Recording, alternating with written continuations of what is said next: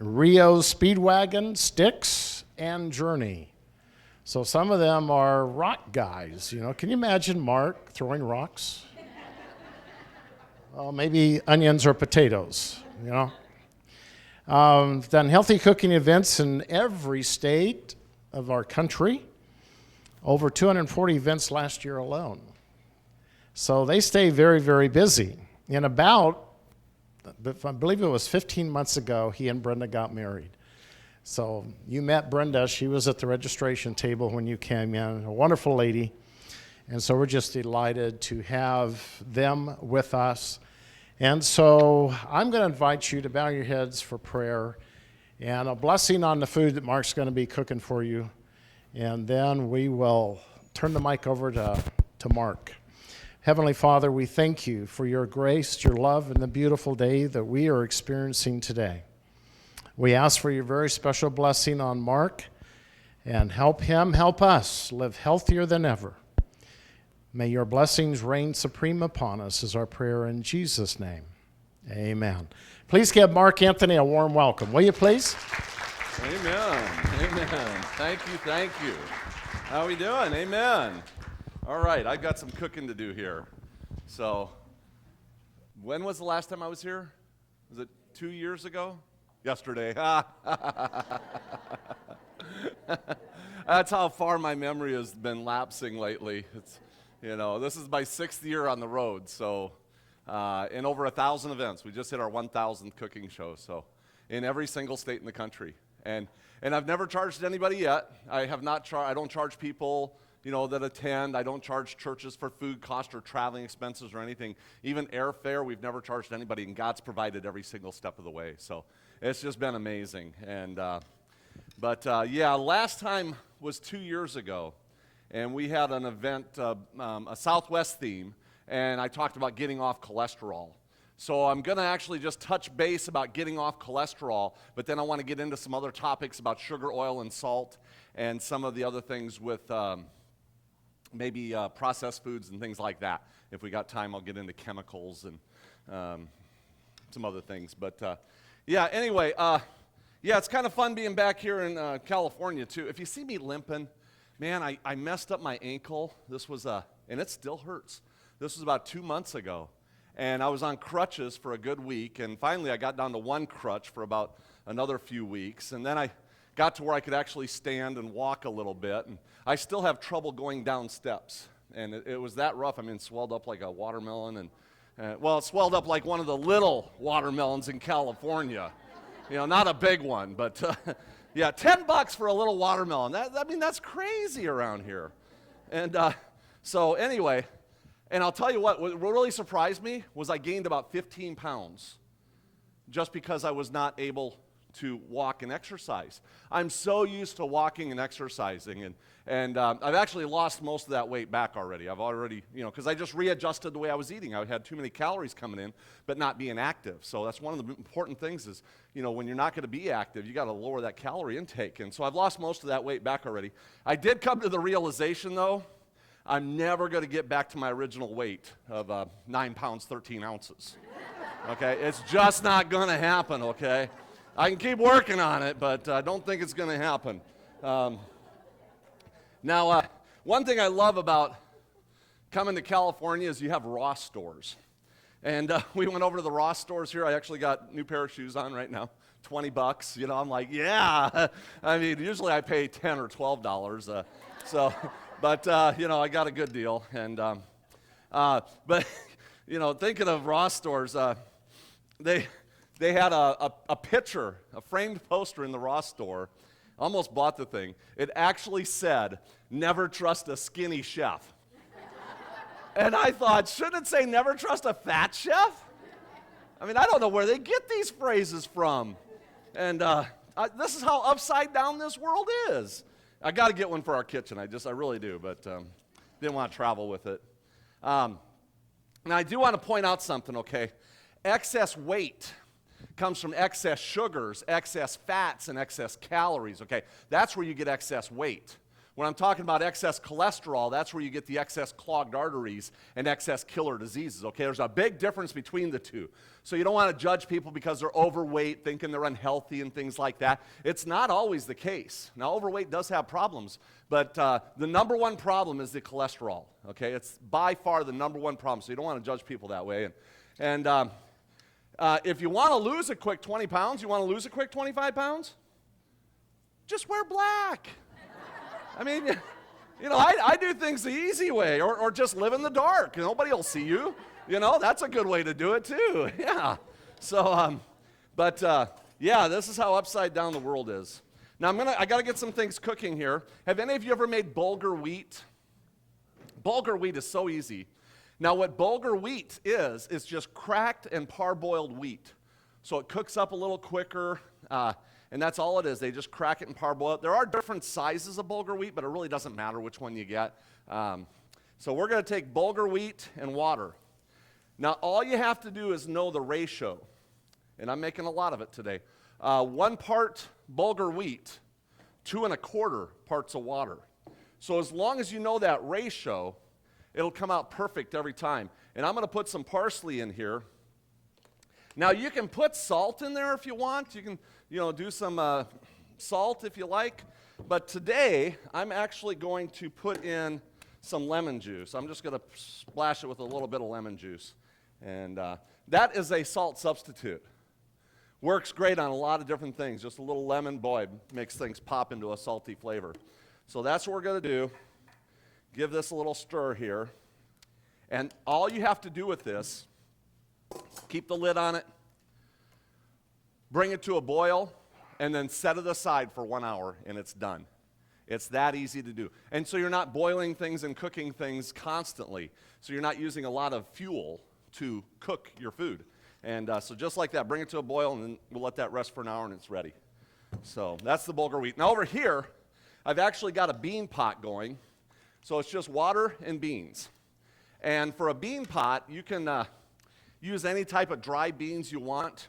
And when you're using dry beans, I use 1 part of beans to 6 parts of water. So it's a little different than if you're going to do a crock pot or something like that, because it's actually going to boil off and you're simmering it. We've done about a 4-hour cooking and simmering on this. So they're pretty much done. I'm going to add some spices to it, though.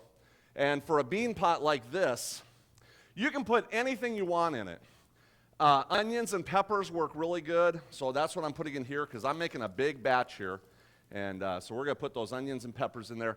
You can put carrots and celery and just so many different things you can do with it. And then my spices that I'm using today is chili powder, cumin, and salt. Now, as long as you know the ratio, your bean pot is going to come out perfect every time. And it's going to be 1 part cumin to 2 parts chili powder. Now you'll notice I'm really not using a lot of spices in here for that big of a pot, but I want the beans to do the flavoring and the onions and peppers, but the spices you can raise or lower them however you want if you want to make it spicier or milder, that type of thing. So I've got pinto beans and black beans. You can use garbanzo beans if you want, kidney beans, whatever kind of beans you want. Sometimes you can find those little bags that have 15 different types of beans in them. So any type of beans you want, and it's just a healthy bean pot, and works really good. I love this piece of equipment. You always have to have a nice pot. And whatever you don't use, you can just freeze it later. So I always like making big batches. With how busy we are in society, these are a couple things that boom, boom, you can knock them out and they're done. Now, my wife and I don't know if I have I don't. This one has an actual steam kettle that goes inside of it, and so you can steam things. And we'll put everything you can imagine in that steam pot. Yams, we'll slice them up, beets, cut them in half, corn on the cob, carrots, whatever type of things you want, broccoli, and sometimes we'll just cover the whole top with kale. And, just let it steam for about 20, 30 minutes, and it's ready to eat. So, it's fast and easy. Just boom, boom, throw it in there, turn the steamer on, and steamed vegetables are so fantastic. So, okay, so we got all that going. I got new gloves. I'm going to have to get used to them. Let me tell you a little bit about myself in case you don't know. I grew up in South Dakota, little town of 300 people, don't you know? So if you hear my accent, don't you know I'm from South Dakota? And went to college over in Tacoma, Washington. And back when I was in college, I went to probably at least 100 different restaurants. And once I learned everything one restaurant was doing, I'd go to the next, even if it was less pay, because I wanted to see what they were doing. And then I'd go to the next place. And sometimes, I'd have 2 or 3 jobs at the same time. And just love doing that, just thriving on that information. Always at the library, stacks of cookbooks from the library. I've done that for years and years. That's boiling, so I'm going to shut that off. For years and years, go to the library, get a lot of knowledge there.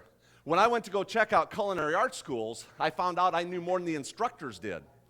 So I never went to culinary art school. Amen, we've got double sound. There's 2 of me here today. And so yeah, I checked out these culinary art schools, and I just found out I knew more than the instructors knew, and I said, that's it, I can't go to these culinary art schools. And so I started working for JB's and Denny's. I was a store trainer for Denny's, training people in the kitchen.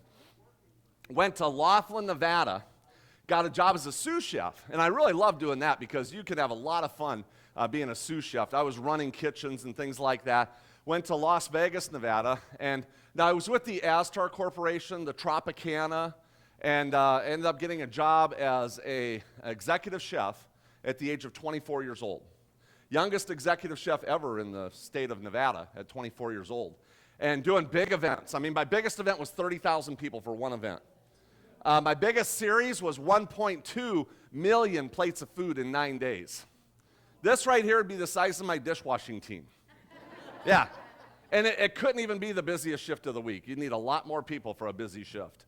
And but that's the kind of volume we did. And all the celebrities I catered for, and I've still got my catering license, and was in that casino business for years. But then I started working for the Federal School Lunch Program.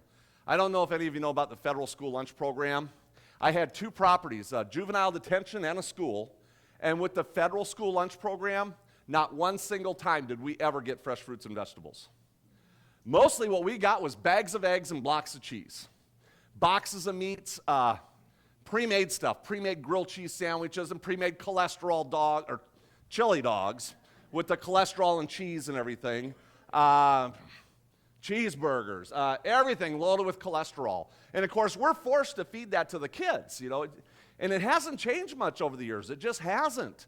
Now, I do like what Michelle Obama was doing in office. They're she really got into that food and lunch program, the USDA, and rattled some people around a little bit. She really did. I need a lot more of that. But I got to share this with you real quick here. Where did I put that? No, it's not GMOs. New news. Here. I've got new news for you. This is great. You're going to love this. Here. This is from the New York Times, okay? Congress has officially declared pizza as being a vegetable on the Federal School Lunch Program. Pizza's a vegetable now. It's got tomato sauce. Lobbyists spent $5.6 million buying off Congress to make sure pizza would be a vegetable. And they probably make a lot more money than that every year selling all this pizza. And this is crazy. This is what they're doing. We were up in Michigan. It was in August. I did a class at a middle school. I even did a YouTube of the property and everything. Real expensive milk posters everywhere. And so here I am. And I even zoomed in on the menu for the property. They have pizza as an alternative meal every single day of the week. So your kids can go to school, have pizza every day of the week, and they tally it up as a vegetable. This is what's going on out there. It's crazy. I don't know what's next, but I'm thinking maybe we could take those chicken nuggets. Maybe we could start calling those a grain, huh? I mean, they're breaded. Yeah, why not? Pretty soon all the kids will be vegetarians, and everybody will be happy. But then I started working for Sodexo. And I don't know if you know who Sodexo is. Anybody know who Sodexo is? A few people. Okay. Sodexo is the largest hospitality management team on the planet. Like 500,000 employees. They run the military overseas. That's how big they are.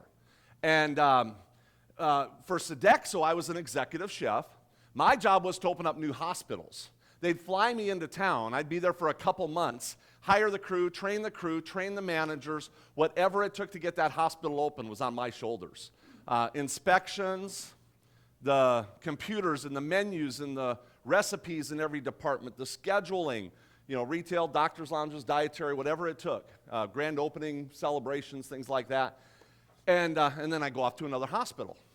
Sometimes I was doing remodels. Other times I had to go in and clean up house and get rid of the people that were in there and put in new people and things like that. And it was kind of fun doing all these things.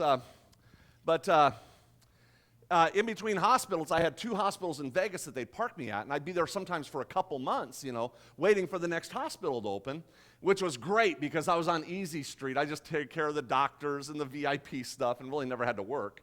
Kind of made up for the 7 days a week that I was doing before when, a hospital's opening 16 hours a day. And but here I was, pushing 310 pounds. I mean, I was a big boy. I've already lost 75 pounds going on a vegan lifestyle. Yeah, so, and I'm telling you, one step at a time. I'll share with you a couple strategies that work for me, too. But yeah, here I was, almost 310 pounds, and I'm finding out from all these people in the hospital, the nurses and the doctors, that most of the people were in there because of cholesterol problems. And I'm looking at myself saying, man, I got to do something, or I'm going to end up being one of these people in this hospital. And I told the doctors, I said, I'll tell you what. I said, how about if I go 40 days without any red meat? And they were like, yeah, go for it. So that's what I did. I went 40 days without any red meat. Now, the first 5 days was pretty rough. I was like, man, I don't think I can do this. But I stuck to it. The next 30 days, I was fine. I had no cravings for red meat. And then all of a sudden, the last 5 days, I started craving red meat again. And I'm like, how is this? I just went 35 days without any red meat. Now I'm going to crave a hamburger? And the closer it got to my 40 days being up, the more I was craving it. It was like one day left, I was calling my friends on the phone saying, let's go hit the prime rib buffets this weekend. And, we get prime rib buffets in Vegas for $6.95, all you can eat. And, and I like buffets now because you can really eat a lot of healthy stuff at buffets. You really can. But I couldn't figure out the problem. How, after 40 days, was I craving red meat this much? And, well, I figured out the problem. Actually, I figured out the solution, okay? And that is that we need to make sure that our minds are in control of our bodies instead of our bodies being in control of our minds. Amen? See, this is what's going on out there. People are giving into their bodily cravings. I mean, in more ways than one, but especially when it comes to food. They just give the body whatever the body wants. And then they wonder why we're so unhealthy. So we got to make sure that the intelligent part of our body is making those good choices for our body on a daily basis. That's what it's about. And, the doctors are having a field day about it. They were coming up, and Dr. Suresh, he's like, Mark, I won $100 off of you. They were betting on me to see if I could do the 40. It's Vegas, okay? They bet on anything. And but Dr. Suresh, he says, Mark, you got to get off the milk and cheese. He says cholesterol's a killer, but you got to get off that milk and cheese. That's the worst. In fact, Framingham Medical Studies. Let me share this with you real quick here. Cornell. Here, I got it right here. Cornell University. They said if you're going vegetarian, so you're not eating any meats, but you're consuming milk and cheese, they said that's like going from 60 cigarettes a day down to 50 cigarettes a day. They said you're just not doing your body that much good. You're actually better off getting off the milk and cheese. Now, that's their quote. That's Cornell University. And I did a lot of studies and a lot of fact-finding, and I found out that here in America, 41% of our diet is in the form of animal products, and only 7% is fruits and vegetables, which half of that 7% is in the form of French fries and potato chips. This is how crazy it is out there. And because of that, we have a 90% death rate from killer diseases. 90% of the death rate here in America is from killer diseases. When I'm talking about killer disease, I'm talking about heart disease and stroke, diabetes, cancers, things like that. Those are your killer diseases, and we have a 90% death rate. And it just goes to show you it's because of what we're eating. Now, if you went over to Thailand, only 11% of their death rate comes from killer diseases. And that's because in Thailand, 72% of their calories come from that plant-based lifestyle. So it's just facts. Every country on the planet is the exact same way. The higher the consumption of animal products, the higher the sickness, the disease, and the death rate from killer diseases. In fact, on the front page of the World Health Organization's website, they had a statement right on the front page that said 80% of those killer diseases is actually preventable, and it's all because of diet and exercise. 80% of the sicknesses out there are preventable. So the doctors, he's telling me to get off the milk and cheese, and I told Dr. Suresh, I said, I'll tell you what. I said, how about if I go all vegan with no animal products? He's like, go for it. So that's what I did. I went all vegan. But this time, I did not put that block wall out there 40 days later for me to run into again. I said, I'm just going to get on that path and keep taking steps. Now, if you run into a stumbling block, just turn it into a stepping stone and keep taking steps. And you don't want to stop after one step. Too many people take one step and they stop. You want to keep taking steps, and eventually you'll get there. And it was so nice because after a couple weeks, I started feeling better. Within a month, I was like, man, I'm losing weight. Start losing weight, you really get excited. In fact, let me share these with you real quick here. I just went to my doctor here and got blood tests about a week ago. Here's my blood tests. I got to share these with you. I know. Let's see here. Now, I've got a couple years difference in between these two tests. 60 pounds difference in between these two tests. My cholesterol used to be at 263, probably well over 300 because I was already getting healthy before I took this test. And now it's at 118. Triglycerides were at 274. Now they're at 91. HDL went up the way it was supposed to. LDL went down from 159 down to 59. Went down 100 points. Everything on this thing was perfect. Calcium, 9.2, actually on the high side. And the doctor says, you're eating a lot of salads, aren't you? I was like, yeah, every day. That's where you get your calcium, those dark green leafies. We eat salads like this almost every day, this big too. And I love salads. That's where you're getting your calcium. So many people out there are taking calcium supplements and this type of thing that have never even had a blood test. They're like, well, I heard on the television that people are low on calcium. I'm like, really? From the people that sell you calcium tablets and products that contain calcium. They'll put it in their advertisements. People are low on calcium. And like I said yesterday, we are in a fragmentized society. As long as you hear it enough times, you're going to start believing it. That's just the way it is. They just keep putting it out there over and over and over. Protein, 7.0, exactly where it was supposed to be, going all vegan, plant strong, whatever you want to call it, going all vegan, no animal products, and my protein was perfect. And people so often, they're like, well, where am I going to get my protein? And let me share this with you real quick here, protein. I got some right here. Because that was one of my hang-ups. I was like, where am I going to get my protein, you know? Baked potatoes, 3.9 grams of protein per serving. Peas have 9 grams of protein. Lentils, 16 grams of protein per serving. Broccoli, 5.8 grams. Pound for pound, broccoli has more protein than steak. Yeah. Now, it does take a lot of broccoli to make a pound, all right? It's pretty lightweight, but pound for pound, it actually has more protein. Spinach is at 5.4. Now check this out. Your average man only needs 55 grams a day. Your average woman only needs 44 grams a day. I got this from 3 sources. National average in America is 120 grams a day. So we're almost 3 times the amount of protein we're supposed to be having. And now they're finding out that too much protein is causing kidney damage and kidney stones. So we're just getting way too much protein. Even a banana has 1.2 grams of protein. So, in fact, let me do some banana stuff here. Tofu's at 11, tempeh is at 16, and then your textured vegetable protein has 23. So you're never going to have a problem not getting enough protein. It just doesn't happen. And people are like, where am I going to get my protein? So I'm going to do some banana dressing here real quick since I'm thinking about bananas.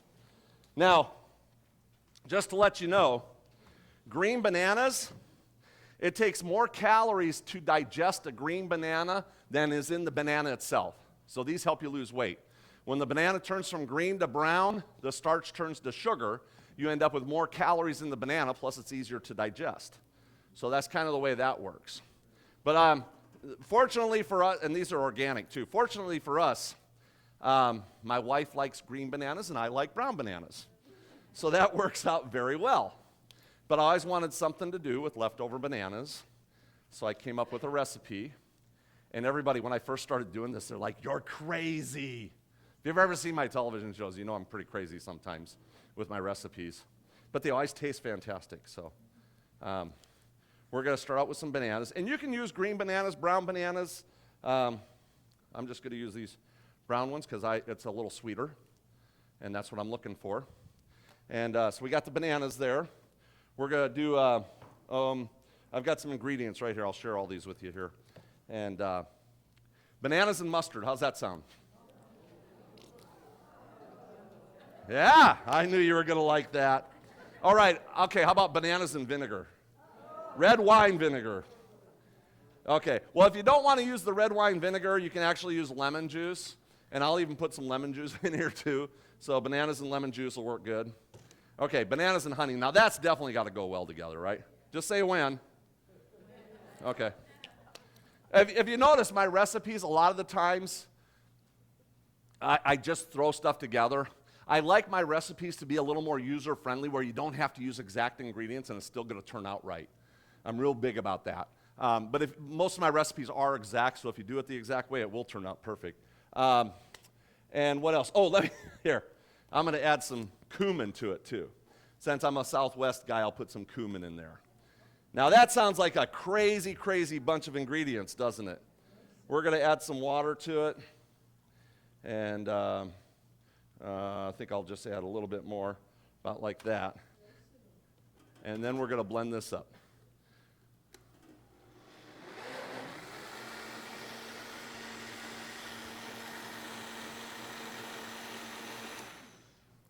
That's all it takes. And really, within a minute, you've got banana dressing, just like that, for your salads. Now, just to let you know, we've had this in the fridge for a week, and it still has not turned brown. So the greener bananas help a little bit. The lemon juice helps maintain a longer shelf life, things like that. Now I'm going to show, let me share the secret with you, though, real quick. All right, salad dressings. These are ingredients in a lot of salad dressings. You know that, right?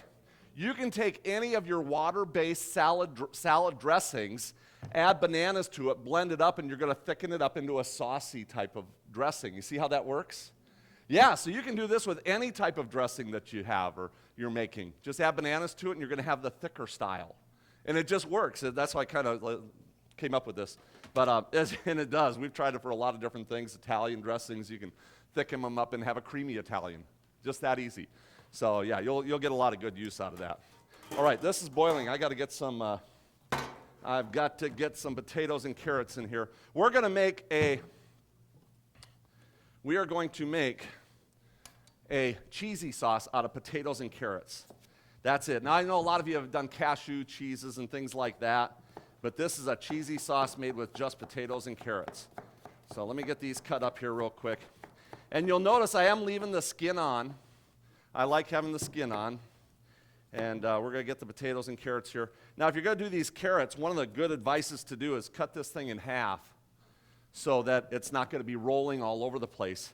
And then you don't want to have it cutting on this side because all it's going to do is wobble, and then you end up with an unstable thing. So if you have it this way, then it's a solid cut. And you're not going to have little things of carrots rolling across the counter and onto the floor. And for this recipe here, it's actually going to take 1 part potatoes, or 1 part carrots to 2 parts potatoes. That's what you want to remember. As long as you got 1 part potatoes to 2 parts carrots, it comes out pretty good. You actually need the starch in the potatoes in order to give it that saucy type of adherence and make it appear to be cheese. If you have too many carrots, it doesn't quite bind together the way it's supposed to. So 1 part carrots, 2 parts potatoes. As long as you got that ratio, it'll come out right. And I'm going to put a lid on it real quick here so that'll cook up quicker. So, okay.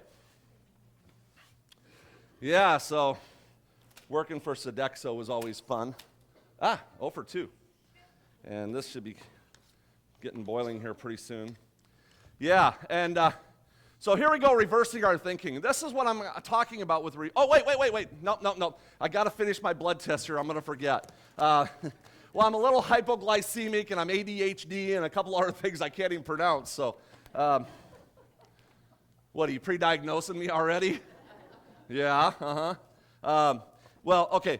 My glucose was actually at 106 in the high zone, pre-diabetic. Now it's at 83, right where it's supposed to be. Now, people who are hypoglycemic flip into diabetics real quick. I very rarely have hypoglycemic tendencies where I have to have something right away. Hardly ever anymore. Where it used to be really horrible, 5, 10 times a day, I got to have something right away. And my whole family, let me tell you, my whole family's in bad shape. They're all 300 to 400 pounds. I got one brother at 425 pounds. My sister just died of cancer at the age of 54. High blood pressure medicines, cholesterol-lowering meds, everything. I mean, they're just really in bad shape. And I was on that same path. I just was. And but everything on here is perfect. So now, one thing I was low on. Anybody know? Want to guess what I was low on? Good one. You're hired. B12. That's it. Now, B12. Here's the interesting part, because I did some homework. Found out 30 years ago, nobody was low on B12. That we're eating healthy. How come we're low on B12 today? And the reason is we're washing our food too much.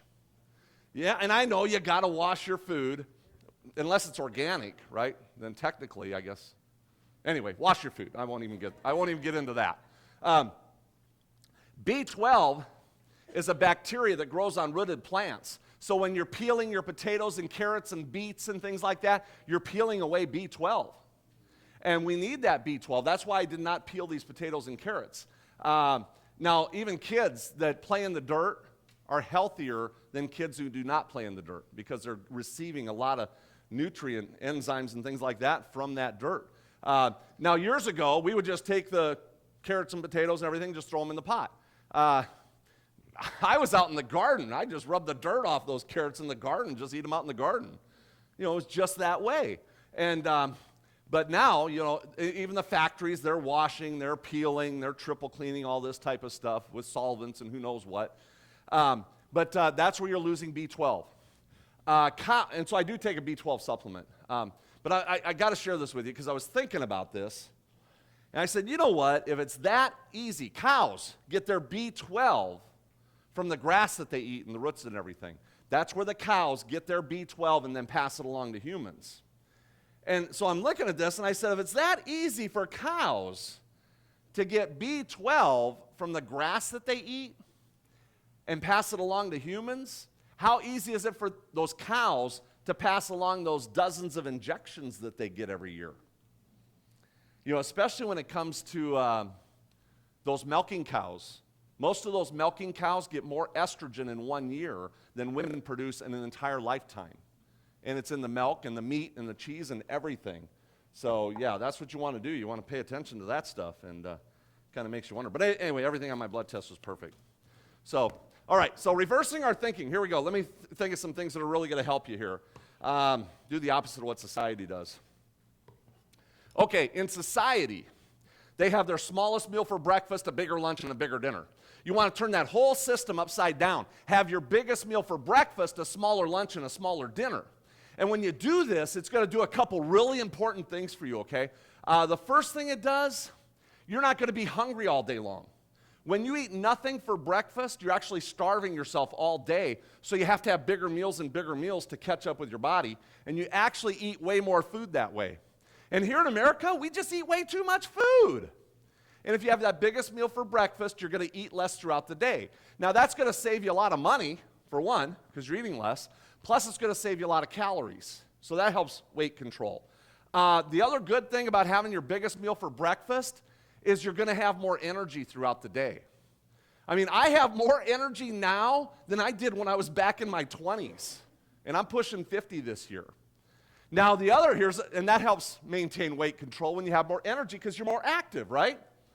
The bigger plus about this is when you have more energy throughout the day and you're more active, now you're going to maintain better weight control, and you're going to have better muscle tone. And that's what's going to help give you a higher longevity to your life. you're going to live a longer, more vibrant, healthier life into your older years because your muscle tone, your joints, your ligaments, everything is in better shape. So this is a win-win-win in every way, shape, and form to have that biggest meal for breakfast. Now, one thing I did notice, though, when I started going all vegan, I didn't notice it at first, but it took me a couple months. But I noticed that my taste buds had changed. I started craving oatmeal. And I would have never ate oatmeal before. I'd be like, get that stuff away from me. But your taste buds change. You don't have that animal fat and cholesterol on your taste buds, and then your taste buds start doing the job they're supposed to be doing. It takes a little while for your taste buds to get used to it, but I do. I crave oatmeal. I crave salads. We eat salads with no dressing on it whatsoever. I would have never thought that before, but they taste fabulous. Your flavors are just bursting in your mouth from all those fresh, different vegetables. It is so good that way. Yeah, I mean, my cravings, my taste buds, was it Uchi Pines? I ran into the lady that runs one of those. I think it's the one main place down south there. And she said they're getting so many kids nowadays whose taste buds are so messed up, they hate strawberries and grapes. But you put them on a healthy lifestyle for just a couple weeks, and they start eating strawberries and grapes like they're candy again. You know, a lot of it's from the chemicals and those processed foods and stuff is what they're thinking right now. Have that biggest meal for breakfast, and it'll really help out. Okay, everything's going. I do have to do some salad and things, but just keep taking those steps one step at a time. Now, and just to let you know, I got to share this with you because the oatmeal station's coming up. I talked about oatmeal. Now I got to get into oatmeal. My brother, he had a cholesterol level of 1,000. He had a heart attack, went in the hospital, they put in a stent. The next morning for breakfast, they gave him bacon and eggs. 3 times they did that to him. And I thought, well, the 2 possibilities, either he's got really good insurance and they want him back, or they just want to get rid of that liability. I don't know which is which, but I went out there for 3 weeks, put him on an all-vegan lifestyle. Now, this guy was over 400 pounds, and I'm telling you, he was white as a ghost. I didn't think he'd make it through the 3 weeks. And put him on an all-vegan. We did a cholesterol check. His cholesterol was at 900 when I got there. No statins, which kind of surprised me. And if you look at the numbers on statins, you know, they've been around for 30, 35 years, and there has not been one single bit of reduction in the sicknesses and diseases that those statins claim to be helping. And even demographics where over 50% of the population is using statins, the numbers of killer diseases has actually gone up. So it may look good on paper, but the end result is still worse than it was before you were using them. Now, I think part of that might be because people that are on statins say, well, now I can eat more cheeseburgers, and I can eat more steaks, and I can eat more milk and cheese. See, so that might be part of the problem there. But, and so my brother, 3 weeks, 900 was his cholesterol level, 3 weeks, all vegan. His cholesterol was in the 300 range. And he was feeling better. He was getting color back in his skin. He's like, I don't believe this. I said, look at me, Paul. I said, you can do this. And he's stuck to it now. It's been a year and a half. I think it's been about a year and 9 months. And I just talked to him this morning on the telephone. And he's got his cholesterol down to 170, and he's lost over 100 pounds. His type 2 diabetic meds, they're cut in half. Now, if you're a type 2 diabetic and you go all vegan with no animal products and you eliminate that oil, see, oil activates the liver to produce more cholesterol too, by the way. But you eliminate that oil, usually in a few weeks you can get off of your type 2 diabetic meds. Now, I'm not the doctor on this thing. You'd have to go to David's class, which I think we're doing a class tonight at 6:30. There's the depth of knowledge. Okay, I can inspire and motivate, but you want to get deeper knowledge, you got to go to some of these other classes and really figure it out. But yeah, you can get off those type 2 diabetic meds. It's just that easy. But he still does oil on his salads and sauteed potatoes and things like that. So, but he's doing good. I mean, lost that much weight. Now, my other brother, Wayne, another story with him. He's got a cattle farm up in Wyoming, for one. And so he's about 375 pounds. And I was up there last Labor Day and went up there. he's got a little feed truck. He takes it behind his house there, and all the cows come running over. And I'm stepping back. I mean, these are big cows. I've never seen a cow up close, you know. And I'm from the city. My brother, he's a country boy, but he goes up to the cows and he's hugging them. He's like, "Hey, little cow, how you doing?" And the cows lift up their chin because he wants them to scratch them and stuff. And he talks to them just like they're friends and family. And then he looks at them and decides which one he wants to eat, you know. So, but I was like, no. And I did see him over the holidays at my dad's. And he'd come up to me, he's like, "Mark, we've been eating veggie burgers for the last few weeks." And I thought, cool. You know, maybe he saw me lose 75 pounds, and then he sees my brother lose 100. I thought maybe he was going to start getting healthy. He's eating veggie burgers. And then he says, "My other cow, I named him Black Bean." He said, "Next month we're having black bean burgers." I was like, no, that just doesn't cut it. Now, one of the best things you can do is start reading those labels, okay? A few years ago, I got off potato chips, started buying raisins and craisins and dried blueberries and almonds and pecans and nuts of every kind and make my blends for snacking. Now, I'm not a big snacker anyway, but I did find out I would have went through $50 worth of potato chips before I go through a $10 jar of nuts. So it does save me money, for one, big time, plus I'm snacking a little healthier. But you don't want to buy the Planters dry roasted peanuts anymore. These are now made with pork. You didn't know this one, huh? Yeah, I got the new label. This is a new label they came out with last year. There's some different labels, so you definitely want to read the labels out there. This one, the old one used to say peanuts, peanut oil, and sea salt. And down in Hawaii, they had the same old label. They didn't have the new label. But here, I've already found the new label twice. Peanuts, sea salt, sugar, MSG now, and then gelatin, which is your pork gelatin. Now, if it says K gelatin, then it's kosher gelatin. You'll see K gelatin from time to time, which would mean it's kosher, and that'll be made with beef bones or seaweed. I do like the seaweed. I mean, that's good for the thyroids and things like that, you know, until the nuclear radiation really hits that too. And then it's got 10 more ingredients. But the front, check it out, still says made with pure sea salt. Even though there's 15 ingredients right there, this is what they get away with. So you want to read those labels. Hormel chili, I love this one. They always put the healthy point on the front. 98% fat-free. Everybody gets excited. Ooh, 98% fat-free. I better have that one. But on the back it says 27% cholesterol and 51% sodium. Plus, there's 2 portions in a can.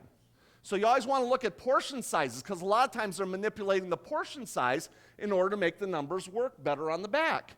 And I'm telling you, this one, I love this too. It's Hormel chili. On the front label, it's actually a picture of a salad.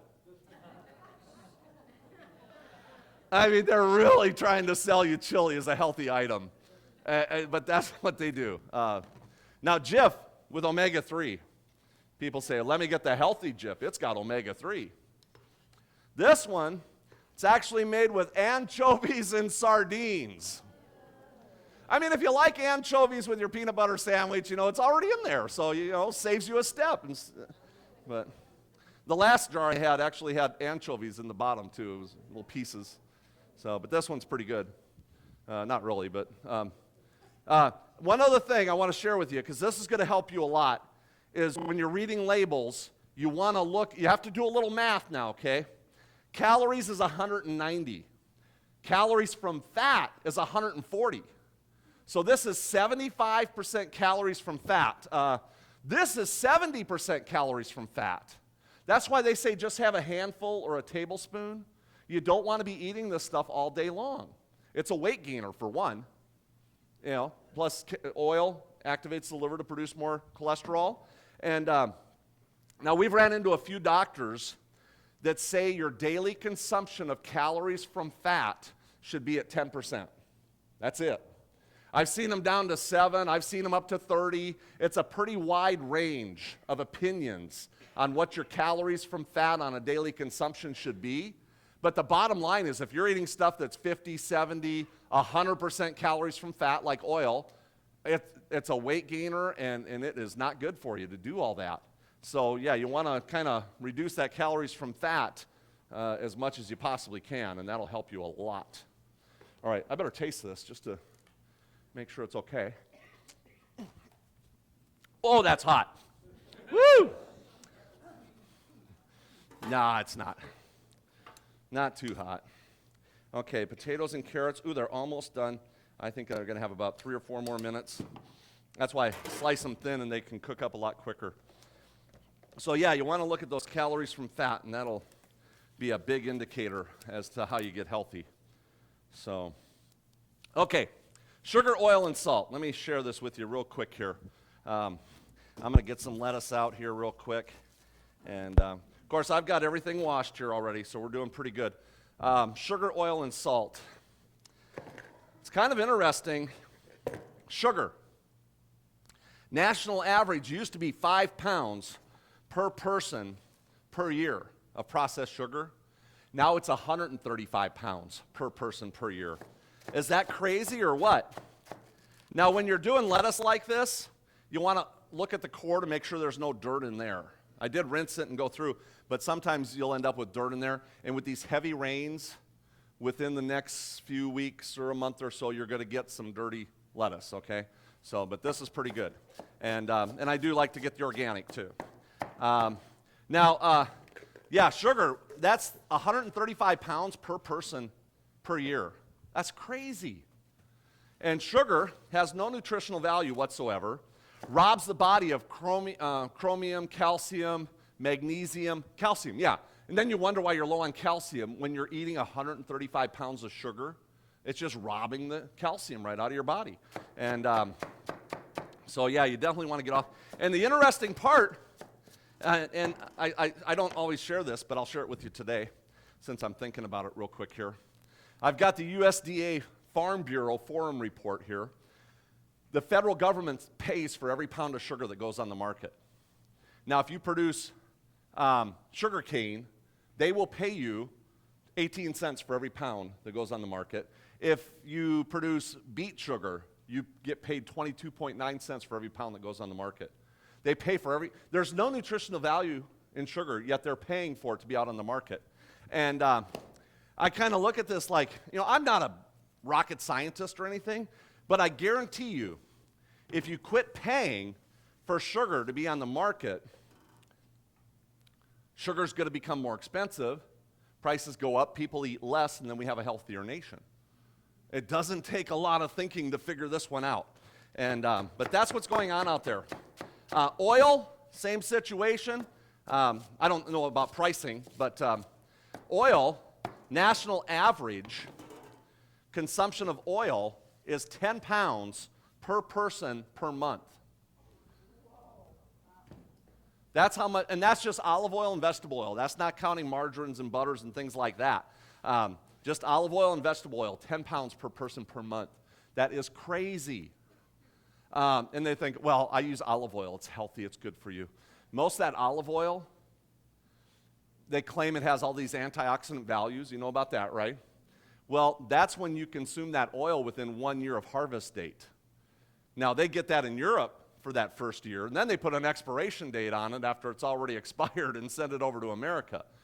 So when you're looking at the grocery stores, there is a lot more oils coming out in the market, and you'll see the harvest dates now instead of the expiration dates because people are waking up to this. And so anyway, yeah, look for those harvest dates. Yeah, and they'll be a lot better off. Salt, same situation. National average on salt is 4,900 milligrams per person per day, when we should be at 500 milligrams per person per day. So we're about 10 times the amount of salt that we should be having. And salt, we need salt in our bodies. There's no two ways about it. I've ran into people that have actually had salt deficiencies. When they go all vegan, they're not using any salt because you don't need all that salt to flavor your food. Everything just naturally tastes better. And so that's one of those things that, but people, they're like, oh, well, I use sea salt. So they just load it up. They have their justification for using all this salt. So we got to understand that just because, it's got some healthy qualities to it does not mean to load up where you go into the extreme of the unhealthy attributes that are going with it. So that's kind of the way that goes. Sugar, oil, and salt. You want to just drop those down, and you're going to live a lot healthier life. So, I got to tell you though about the oatmeal station. Let me get back to that real quick here. I built an oatmeal station for my brother, and my dad has one. We have one at home. We've even got one in our little trailer out here. We've got an oatmeal station out there. And now, it's the coolest thing, these oatmeal stations. You see, you want to take your kitchen and design it into something that's user-friendly for home, okay, so that you'll eat healthier. Oatmeal station, 2 cupboard doors open up. I got everything you could ever imagine for oatmeal.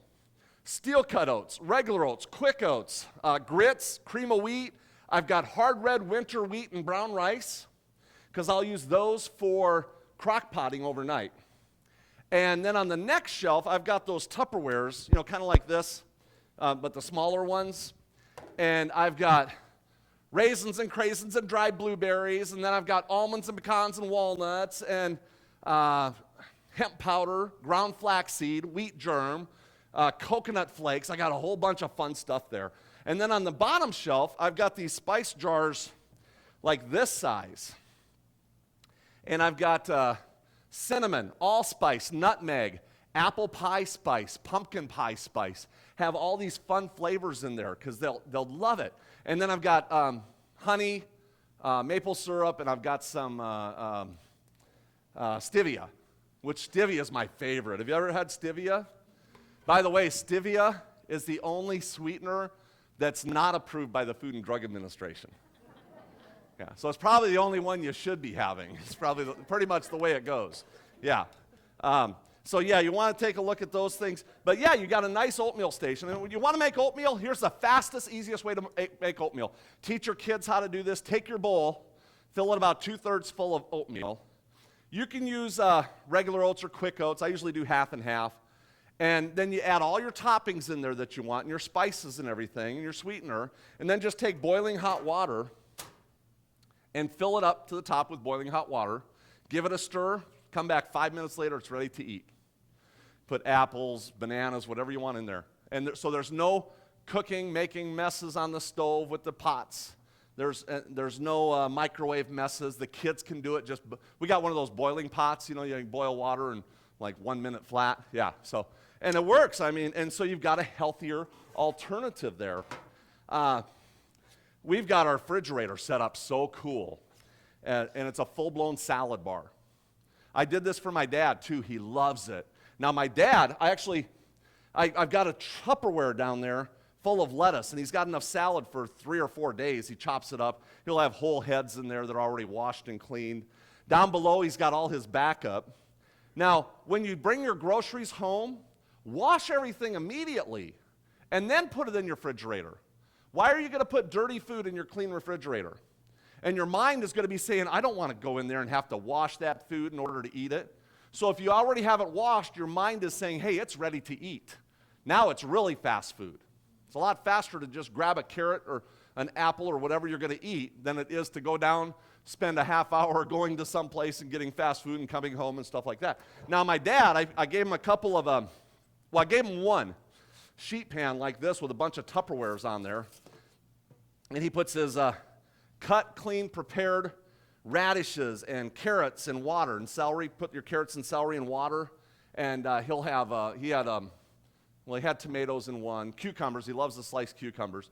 And he loved it so much he actually went out and got another tray, and he's got a double stack that he pulls out. He's got all his snacking in there. Anytime he just pulls them both out. And as he goes through them for his salads, he can make a salad in like 30 seconds flat. And he's got his salad dressings. So everything he needs is right there. Now, one shelf up, he's got a full-blown fruit island. And he just keeps rotating the fruit, the seasonal fruit. He just bring the fresh stuff, put it in the back, and just keep rotating it towards himself. So everything he needs there is there. He's got soy milks and almond milks and all these different things. And cans in the refrigerator. Cans of beets, cans of mandarin oranges, cans of bamboo shoots, and all the stuff for salads, it's already canned. So it's already pre-chilled. See how that works? Yeah, it works great. In fact, California, OSHA started requiring that all of your cans be refrigerated, your food, before you make salads in restaurants or batch, because they would make batches with the warm stuff coming out of dry storage, and it would stay warm on the inside for another day, creating a bacteria and a problem. So that's what they started doing. So, but yeah, so if you design your kitchens and your refrigerators to be user-friendly, people will look at, the kids come in, and there's always good, healthy varieties of things to eat. And my dad, he is doing so good.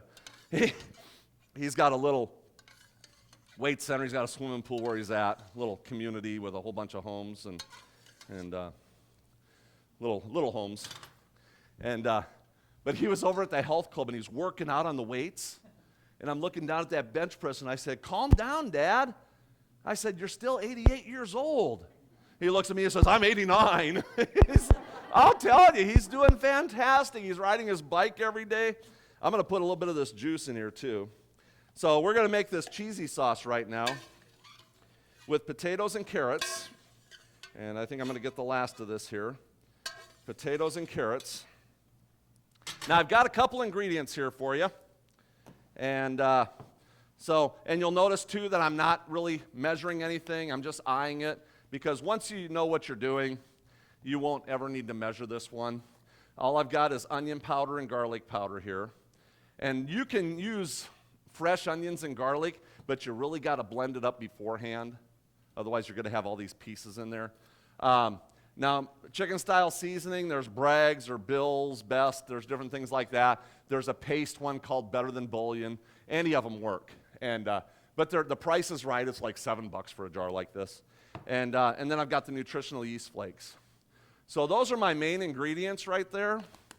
Now we can also take a lemon and put the lemon in there, a little lemon juice if you want, which does give it a longer shelf life in the refrigerator. We've had them in the fridge for 10 days, and they've still came out perfect. And a little bit of oil.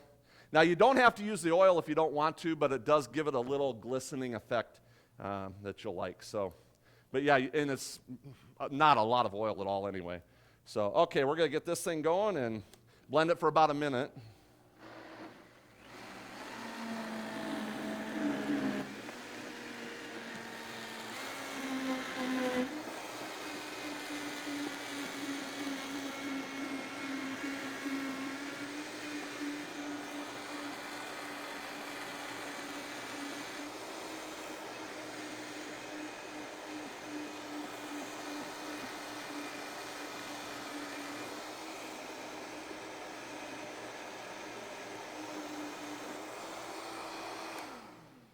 And just like that, you've got a cheesy sauce that is so velvety and cheesy. You can use this for nachos. There's so many things. Watch this now.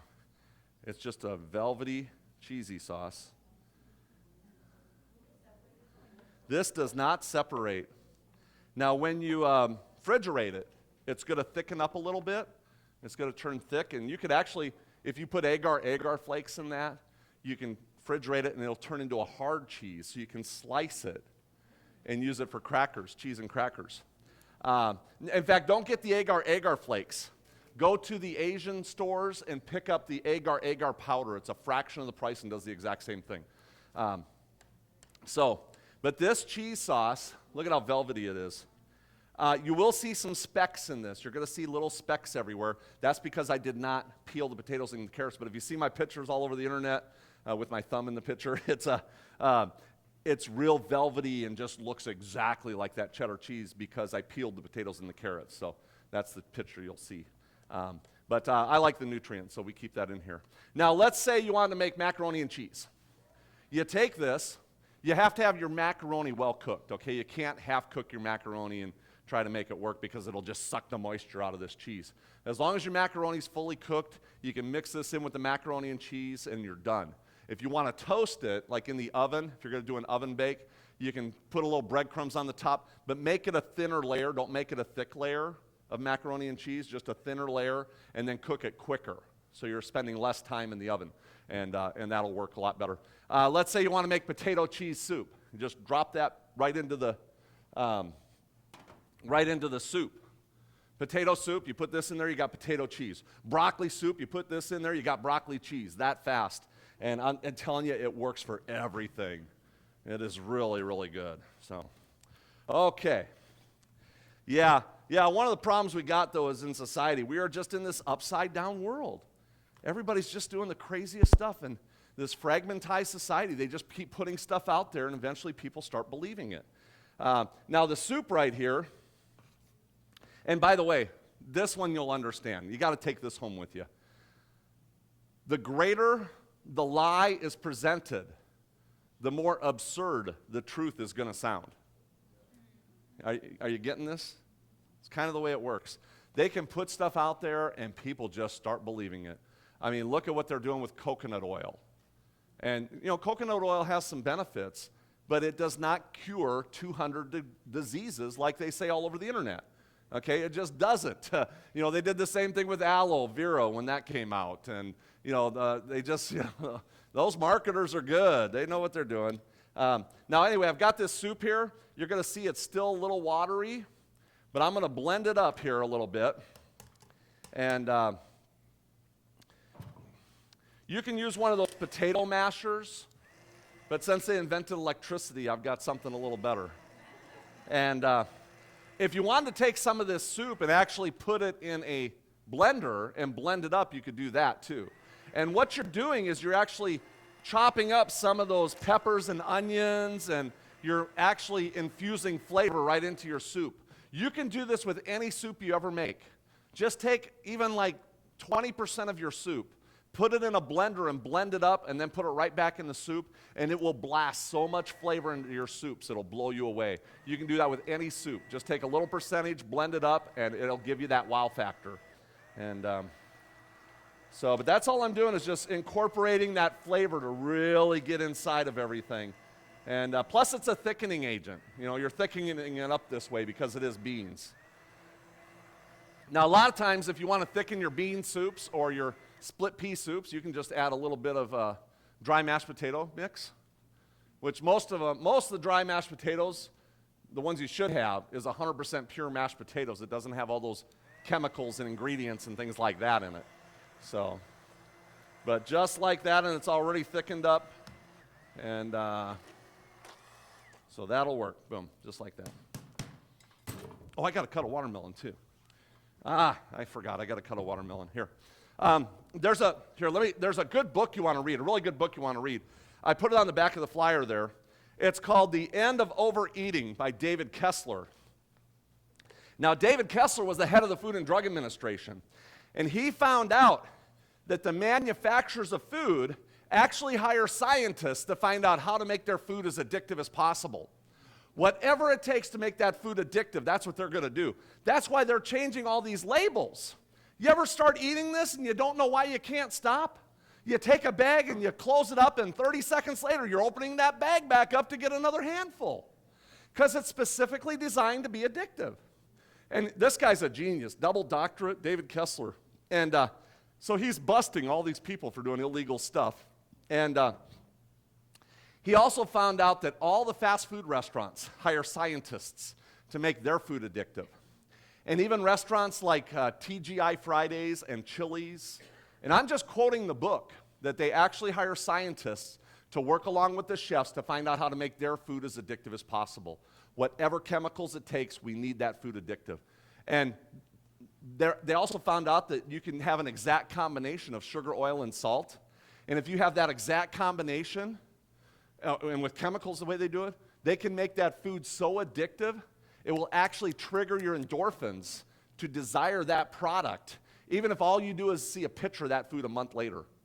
That's how addictive they can make the food nowadays. So you'll want to pay attention to some of that as you're eating out there. And what would be a good example? Let me think here. I got a few, let me see here. Popcorn, here's a good one. If I had hot air popped popcorn, we've done this in cooking shows, hot air popped popcorn with nothing on it, you'd eat a couple pieces and that's it. Now, if I had salt in it, yeah, you're still not going to be very hip on it. Or if I did just olive oil, you're still not going to eat that much of it.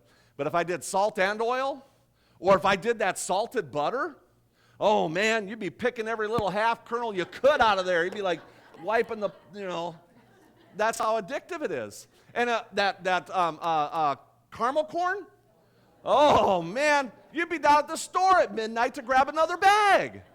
It's that addictive. So you want to pay attention to those little triggers, that sugar, oil, salt addiction. And yeah, let me get this watermelon cut up here. I think everything else is done. So my mom, she didn't get too many watermelons either. She was always like, oh, they're so expensive, and she didn't want to take them home from the grocery store. And she's like, they're so tough to cut. And I was like, this one's a little challenging, actually. Yeah, she was great, though. She was great in the kitchen. So, yeah, when I was 6 years old, man, she had me up on the kitchen counter with her. I was learning how to cook back then. Youngest of 6 kids, so that's what happens. So anyway, I'm just circling all the way around this watermelon, just like that. And make sure you got everything off of there. I know you can save this if you want for compost and everything, whatever you want to do with it. So then I'm going to cut this baby in half, right like that. Now once you have it here, it's pretty easy to manage now. And all we're going to do is we're going to take a couple slices sideways like this. Now if you're going to do this at home though, don't put your hand on this side, okay? Keep your hand on top so you don't go slicing your fingers off. And then you can do some slices this way. And you can make these slices as big or as small as you want. And then you go this way. And like that, literally, within 1 minute, you got your entire watermelon cut up. How's that? Easy enough for you? Woo! I should have been a cook. Watch, Pastor Dennis. Next time you have a fellowship meal, you'll probably have 30 people all bringing watermelon. Yeah. Okay, so everything's done. Let me show you this bulgur wheat here. And I'll get here's my spoon right here. And, whoo. And look how steamy hot this is. Just sitting there for 1 hour, ready to go. Now let's say you could make quinoa with this. I like to chill it before I make my quinoa, but tabbouleh. Or you can use quinoa for tabbouleh, that type of thing. But tabbouleh, so just like that.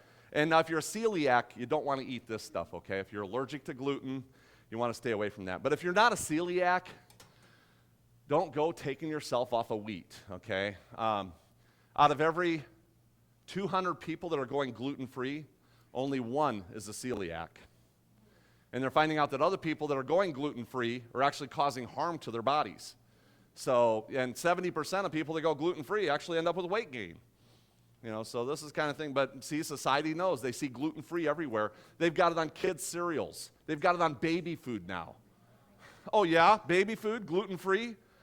People are just in this craze about gluten-free out there. They can put gluten-free on a bottle of water. They'll sell more water. People are like, oh, I got to have that gluten-free water because they don't know what it is. All that gluten is the protein part of the wheat. The wheat has two components. It has your starch, which is your weight gain. So when you get books like Wheat Belly and things like that, that's why you're ending up with the weight gain, is because of the starch and a lot of the processed foods.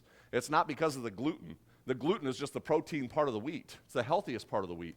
So, but we're going to take this and we'll do a pot of a soup right here, and then we can just add this right to the top like that, and boom, you've got a really nice soup there. So, okay. Oh, I got one. There's one other book I want to share with you real quick here, and then we'll be ready to eat. Oh, here's my newest article. Somebody just sent that to me, full page. Yeah, I know they do things like that all the time. I got to get that one laminated. Let's see here. What would be a good? Oh, here. This is another really good book to read called Counsels in Diets and Foods, and I'll read it here real quick. Cooking may be regarded as less desirable than some other lines of work. But in reality, it is a science in value above all other sciences. Thus, God regards the preparation of healthful food. He places high estimate on those who do faithful service in preparing wholesome, palatable food. And the ones who understand the knowledge of preparing healthy food are worthy of higher commendations than those engaged in any other line of work. So if you're doing the cooking at home, You just got a raise. That's right. Well, think about it. If you're eating less because you have your biggest meal for breakfast, that's saving you money. But breakfast is the least expensive meal of the day. If you go out for lunch, it's more expensive, right? You go out for dinner, it's way more expensive. So if you have your biggest consumption during the least expensive items to consume, that's going to save you a ton of money. But I guarantee you, if all you did was get rid of all the animal products out of your kitchen, you're going to have enough money to buy the most expensive fruits and vegetables and grains and oats and everything out there, and you're still going to have money left over. It will give you that higher income into the household. And she continues here, this is because it is so inseparably connected with life and health that cooking is the most valuable of all gifts. And the reason I point this out is because what did the devil go after with Adam and Eve? Anybody know? Apples, appetite, bananas? Bananas? Okay, well, you got some good answers. Satan goes after the body. Because Satan knows, first you get the body, then you get the mind, then you get the spirit. And I was in a health club, and they had it on the wall. It said body, mind, and spirit. I'm pedaling away. I love being on the bike. I'm a bike rider. And I'm like, it's in that exact order. You know, I'm thinking about this. That's the way my brain works, you know. And I always got to figure things out. And that's why Satan goes after the body first. He's going after our kids' bodies. Before they're even of age to make decisions on their own, he's already attacking their body with cholesterol and sugar and salt and chemicals nowadays. I mean, they're getting the chemicals nowadays. He was attacking our bodies before we were ever even born. He's attacking the body. Because, see, he knows the progression. Now, once you start getting healthier physically, you're going to start getting healthier mentally, and then you end up having a better spiritual connection with God. Okay, it's all connected that way in such a mighty, mighty way. So that's all we're doing, reversing the process here. Start getting healthier physically, everything else is going to fall into place. Now, Dr. Oz, there was 2 universities, they had some studies, and they found out, I'm going to share this last thing with you, that every one of us gets cancer cells every single day. Now, when you have the right amount of oxygen in your blood, this is going to blow you away. When you have the right amount of oxygen in your blood, it will remove those cancer cells on a regular basis. But when you coat your blood with animal fat and cholesterol, then your blood cannot get the right amount of oxygen it needs, and it cannot remove those cancer cells. And that's how you end up with your sicknesses and diseases and your killer diseases. So you eliminate the animal products, you lower the oil and everything, your blood is going to get the right amount of oxygen it needs, and then it can remove those cancer cells on a regular basis. It can remove all those harmful particles. It's the #1 filtering system we have.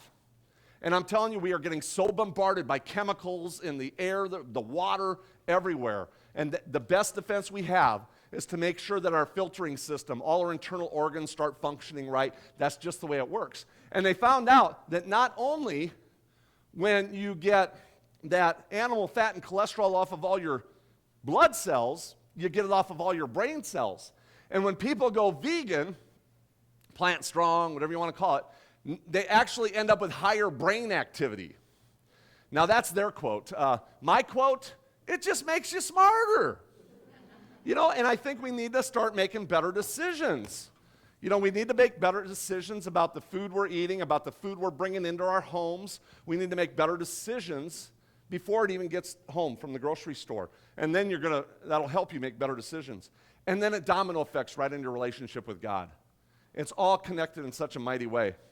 And let me tell you, I could be in Vegas making top dollar catering for all these celebrities and stuff, but, you know, God has just impressed me to get out in the communities and get some of you to become that inspiration, okay? This isn't even about you as much as it is about your loved ones and your family members and your friends and coworkers and neighbors. When you start making changes, or if you're already living a healthy style, you can impress upon other people. When they see the changes you make, they're going to say, wow, I can do that too. So you need to be that inspiration to other people. That's what this is about. And it just domino effects from there. So yeah, just keep taking those steps. The best thing you can do is stick to those whole natural foods. More fresh fruits and vegetables, whole grains, oats, things like that. You know, stay away from the processed foods. I try to tell people, eat something that is a plant, not something that was manufactured in a plant. Okay, big difference between those two plants. So, and you can look back 100 years ago. 100 years ago, we never had the sickness and disease like we have today because people were living off the land. It was only the rich people that had the cheese and things like that. So numbers-wise, we had a healthier nation. As soon as that pyramid came out, said drink milk and eat cheese and meat and things like that, that's when our health went right down the tubes. And then in the 40s and 50s, when the chemicals came out on the market, another wave of sickness and diseases. All your autisms, your ADHDs, your ADDs, and whatever other things they have. Neurological diseases skyrocketed after the 40s and 50s. The chemicals came out. Depression skyrocketed. If you're depressed, get off the chemicals and those processed foods, and depression goes away. It's amazing how fast it happens. And now our next wave is the genetically modified foods. Now, I don't know what's going to happen with that. I don't think anybody does. And anybody that tells you they do know, I just don't believe it. I think we're the guinea pigs, okay? We're going to find out soon enough. My guess, and this is just my guess, maybe that's where the celiac disease is coming from, because celiac is on the rise the same time the GMOs came out. So there might be something there too. And speaking of new diseases, you know seniors? Seniors are the #1 carrier of AIDS now. Seniors, yeah. Oh yeah, they got hearing aids and government aids and nursing aids and roll aids and walking aids and look, I've already got my visual aids, okay? I'm already there, so yeah. All right, we're done. We were going to do a drawing though. Let's grab those tickets and we'll have a drawing to see who's going to do the dishes. Yeah, we got to have a drawing. And I've got some chips here, which these are just corn oil, and salt, okay? It's not a big manufactured item. There's some whole wheat bread here, so we can put the cheesy sauce on those. Your salad, watermelon, we've got that there. And where's my drawings at? Okay. Here it is. Okay. Where's my knife at? Okay. Oh, you're going to help? Thank you. All right, I got a helper here. All right, I think we'll set it right up here, and I'm going to let you do the drawings. You can announce it, and you can help me run. Come on over. We'll let you help. All right. So I've got 1, 2, 3, 4, 7 drawings. Okay. This is my first one for a book called Inspirations. Here we go.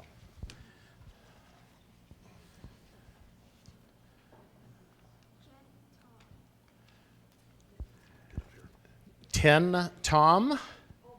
Okay. All right. Congratulations, Ten Tom. Okay. You can draw a name, All right. and then we'll just let you run this to the winner. This is my little Sin City to Simplicity book. Ruth Maruka. All right, Ruth. Well, we better mix those up. Yes, we. All right, I think we have something going here in this part of our. The hot seats. All right, Shannon, go ahead. Draw I got another 5 one. more. And we'll let you run this too. Donna Mamaki. Donna Manaki. Is it really? We've got something going Yeah, here. this is a little fiction book. All right. Connie Stevenson. All right, pretty close. Connie. Okay, a little. Another This is one, my little Shannon. fiction novel that I wrote about a year ago. I like to have some fun. Absolutely. You've got I a don't mic. know, Mitsoko Patterson. Right All back right. there too. Keep that hand up. Very good. Thank you. Okay, I've got 2 more drawings for these knives Hold right on. here. Uh-oh. Now, don't tell anybody that I was handing out weapons of mass destruction or anything like that. These are Go just ahead and little pick cutting another name. knives. Shannon, one more. They name. do have a cover on them, but Betty and here, let's just grab it by the handle. Betty and Riley. Back in the back. All right, this is your Be last very opportunity careful. over here on the left. The right and the left. I don't know if it's political, but there we go. We'll try it one more time. All right, Shannon, one more. Pat Bodie. Woo! All right, Pat. Man, She drove all the way from Michigan for this. Man. I don't think you can either. So you might as well just donate it. Notice how quickly I picked up on that, huh? Wow. Listen, how many of you have enjoyed the program? Give Mark a big hand. We're not done yet. We haven't tasted it yet, have we? Well, you know, the marvelous thing about Mark and his wife is that they travel all over. Their home is outside out here while they're on the road. And it costs to get them from point A to point B. And I don't know, we have really been blessed here this weekend to have them. And I know you just can't wait to help fund their continued journey, can you? It's real, their gift to us is the gift of healthy living. And that's priceless, isn't it? And if we can cut down on our health costs and all of that stuff and our meds and all of that, think how much you can give to them help other people learn what we just learned. So, without any further ado, I'm going to start from my right to your left. We'll send these on down, and you can drop your gift in that. And Pastor Will pick it up on the other end and make sure we got the rest of the rows covered.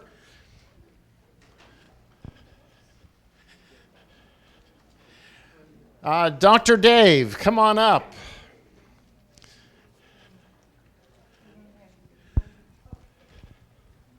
I want to introduce the young man that is doing a marvelous job of leading out in the health ministries in our church. There is no way that I can keep up with this man. And his wife, Flo, which is, wave your hand, Flo. They are the energizer bunny rabbits of vegetarianism and vegan healthful living and all. And in fact, they're not done. When you all are dismissed tonight, you don't want to leave yet because you're not done, because they're going to introduce the next phase of our healthy living program. And with that, David, tell us what that is and how they can participate. Thanks, Pastor Dennis.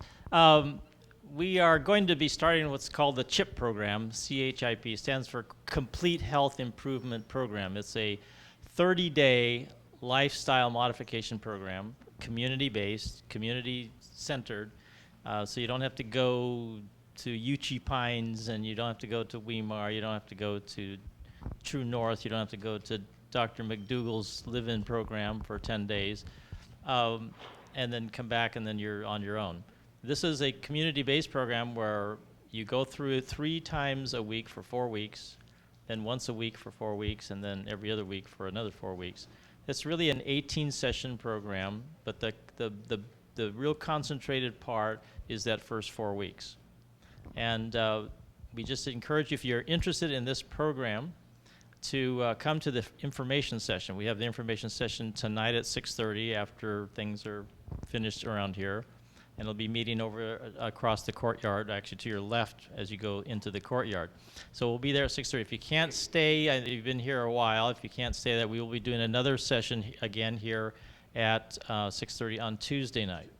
And so we will be signing up people for that program, because what's included are blood tests and measurements that need to be made, as Mark was referring to. I mean, you can see how his measurements dramatically improved. And so we see those same results in this lifestyle modification program, which is getting people to move more and eat better. So it's been a rewarding program, and we encourage you to check it out if you want to know. There are other programs coming up. The next one that we have, and which it would tie into what Mark was talking about in regards to cancer. There's a speaker coming out in April, the first weekend in April, and she will be here talking about more brain health, mental health. But one of her talks on the Friday night of the weekend here is one called Never Fear Cancer Again, and it's talking about angiogenesis. So that's a very interesting talk. Even though she's coming at it from a brain and mind point of view, she does have this kind of presentation in regards to cancer that you might be interested in. So there are some flyers. If you didn't see them, some flyers out on the table where you checked in on that program. There's some flyers that tell about the other health programs that we have arranged to have for the rest of 2014. We're just kind of ramping up now. We're getting kind of to the peak of our season. We thank Mark for really being and joining our health programs this year. We can only get him back about every couple of years, but we'd like to have him back more, but that's all he'll let us. And so, and I'm glad he tied into it, because I get this question a lot. They say, well, why, this is a church. In fact, we had the Healthy Taste of Ventura program, and one of the presenters, stood up there, a presenter, and said, and she's a chef, and she goes, church. Like she didn't make the connection. And so I'm glad Mark made the connection. Why is the church involved in trying to promote people to become healthy in body? It's because there's an interrelated whole. And what affects one affects the other.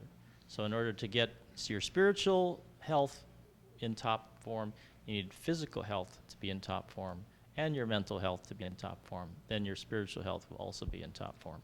So that's why the Creator who made us and knows how we are put together knows that that's why those things have to be all functioning at their peak, so that that type of communication and that type of relationship will be at its top peak.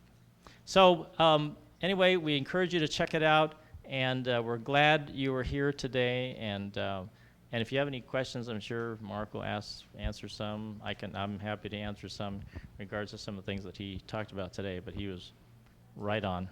I just wonder, if you have been through the CHIP program, raise your hand. All right. How's that? All right, very good. You can talk to any of those people that had their hands raised.